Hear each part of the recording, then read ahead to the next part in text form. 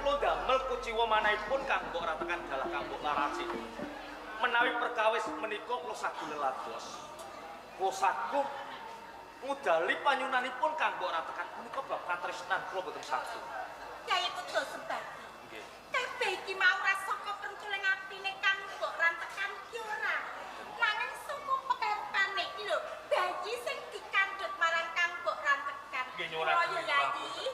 Sithik ngono wae lho Raden. Yen ora kabeh pucuk tok ya gelem yo Yayi. Najan to menika panyunanipun punang jagang bayi.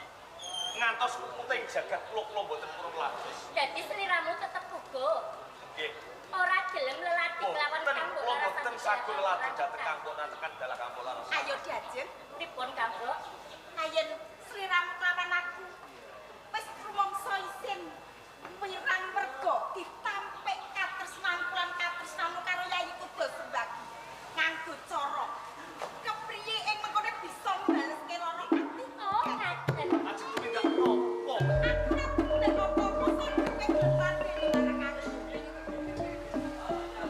Kepriye? Pilih siji kali siji. Gelem apa gelem? Saktinipun manah kula. Najan to kados pundi menawi panjenengan meradul dhateng Kamas Kudu Raja. Nanging kula boten purun lajeng dhateng kanggo rantekan dalah kanggo laras. Ora gelem. Ora gelem.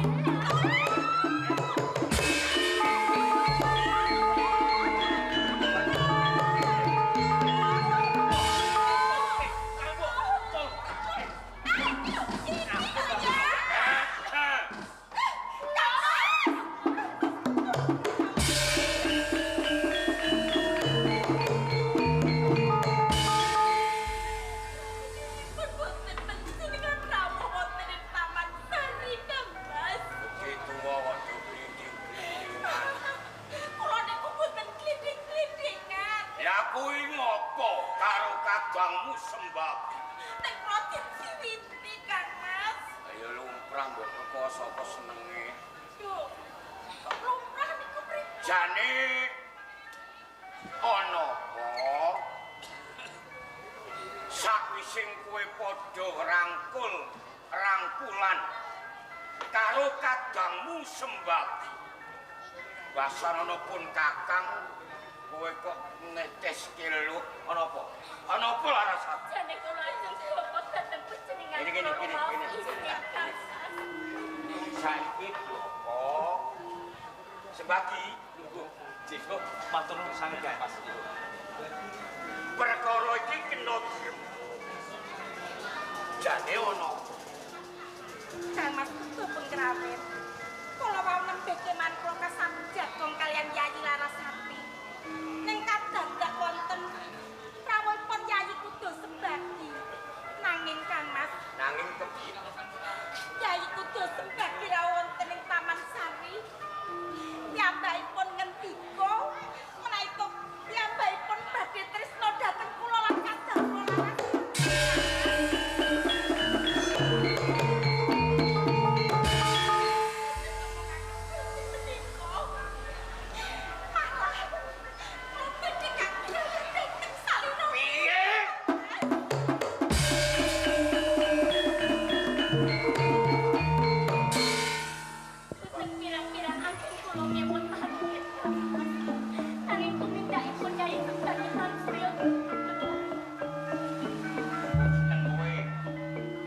ora kowe kandha nak kowe iki mene.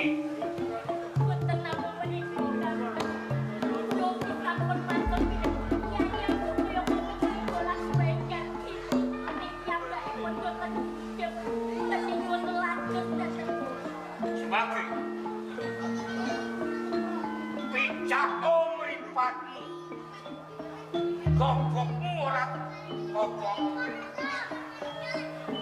Umpama kowe budek nek kamu ngerti sapa rantekan Larasati kowe mbakmu ora ketang mung sakipe nanging kene manut ature kadangmu ipe sak loro nah kowe tembung tes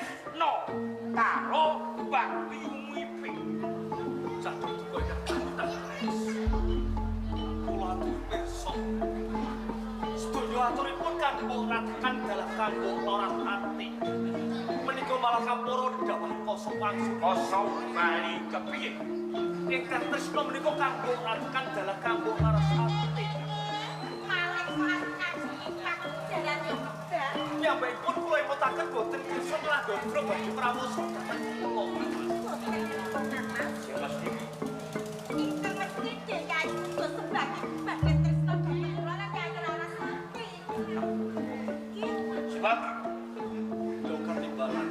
senajan mung sak kadang kowe cilik tak rumpoko saiki akhir dewasa kowe bodoh tak pinterke apa sebabnya pun kakang darbe panjongko dadi bocah kang migunan jebule kelu piwasmu kelu sebab cetok nak rantekan larasat iki garwanipun kakang isa-isane kowe kok nembung tresno kepengin dilajeni ora bedane karo pun kakang apa lumrah ngene Kula menika taksih jantung. Kula menika mboten picak netra kula. Kula menika kadangipun panjenengan. Kula mboten badhe mrawasa dhateng kanggo larasati. nyatane sebab Kula Kang nyatane kang matur sing kaya sembagi upama kowe seneng cawadon kowe matur karo kanggomu sak kloron utawa karo pun kakang saguh gaopake karo kowe nanging ora kaya niki patrap sebab indah kowe wong sing ora duwe bekti kang budi barang kowe tak entah kanthi becik nanging piwasmu ora apik Kok sliramu ki ngaku wae supaya Napa menjadi tegang kepalane dhateng kula. Wiwit alit ngantos akhir diwasa kula dereng nate panjenengan kepalane Kang Agung. ya mergo kowe sing gawe perkara uga sembagi upama kowe ora nemoni lakon sing kaya ngono upama kowe ora nembung bakmu sak kloron kowe seneng pun kakang ora tegel moro karo kowe Nanging saestu Kang Mas. Sak klubuting kolang kalih kula boten badhe mrawasa dhateng kanggo dalah kanggo laras. Iye, perkara iki ora cukup kowe selak. Kowe nutupi perkaramu. Cepen pun kakang dahar satu.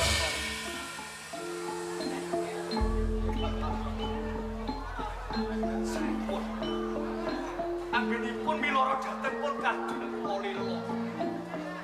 Menawi panjenengan badhe mejahi dhateng pun kadang kula lila nanging Kang Mas. Saderengipun kula pejah kula badhe mentungkap dhateng Kang Mas. Rawit Apa pitungkas? Kang Mas. Sebagi pancen wis dadi pranatan. Wis dadi tatanan ana ing Kadipaten Sukodana. Ora ketang kuwi garwa. Ora ketang kuwi kadang. Sapa salah wajib nampa pidana sak murwate kegawa sapa kesalahan. Kula dudu menawi kula lepat nanging kula boten lepat Kang Mas. Tinggal sebagi Kang Mas kowe salah tumraping pranatan ana ing Kadipaten Sukodana. Wis wani nyerunyak nembung seneng karo kadangmu ipe. Mula sebagi ing papan kene kowe wajib nampa pidana.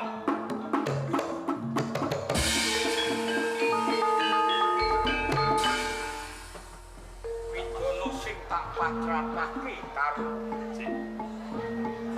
mergo kowe tak anggap mirip kumraping Kadipaten Sukodana. Sembagi kowe nampa pidana pati ing Sukodana. Dono pati to Kang Mas. Yen ora tak pateni munggah dadi letek ana ing Kadipaten Sukodana. Rantekan Larasati kawecane tembungku kang barbe panguwasa ana ing Kadipaten Sukodana. Sebagi nampa pidana pati menawi panjenengan bukti kersa daharan tuwa boten napa-napa. Saya-saya menawi panjenengan matrapi Kidana Pati dhateng kula lila. Ing ajeng kula sampun matur. Menawi panjenengan badhe mejahi dhateng kula monggo kula lila nanging Kang Mas. Saderengipun kula pejah kula mitungkas dhateng Kang Mas Wibowo Rawit. Ing menawi mangke panjenengan sampun mejahi dhateng kula. Pusaka Kang Mas kudu pengrawit sinungking Ludira. Ludira kala wau ing mangke nawi gandhanipun Hasim.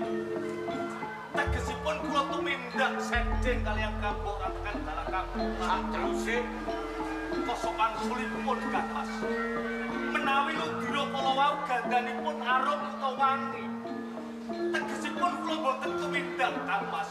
Monggo sebagi monggo menawi wis ana mewah paham pitungkas sadurunge pidana dak wiwiti pusaka kang sinungging Ludira mengko nak cipratan Ludiramu nak bondo amis cetha kowe tumindak sedhek nanging nak tumindak murah Ludira kang mepel gandane arum utawa wangi rantekan Larasati Kang Mas kudu pengrawit. minangka kowe kanggo pasesep nak kudu sembagi wajib nampa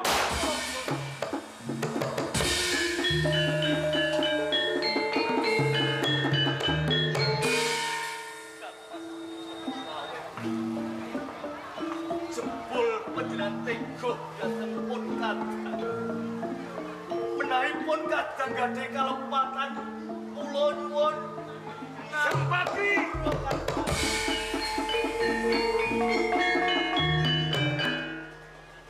kowe mati sembagi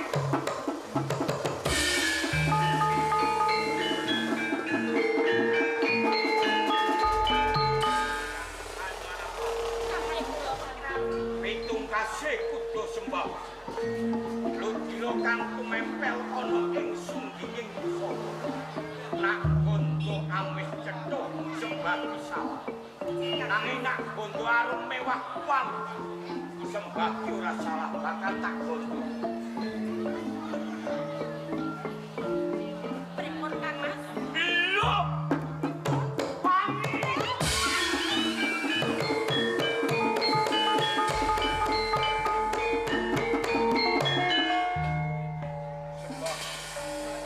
cetha kowe ora salah kowe ora luput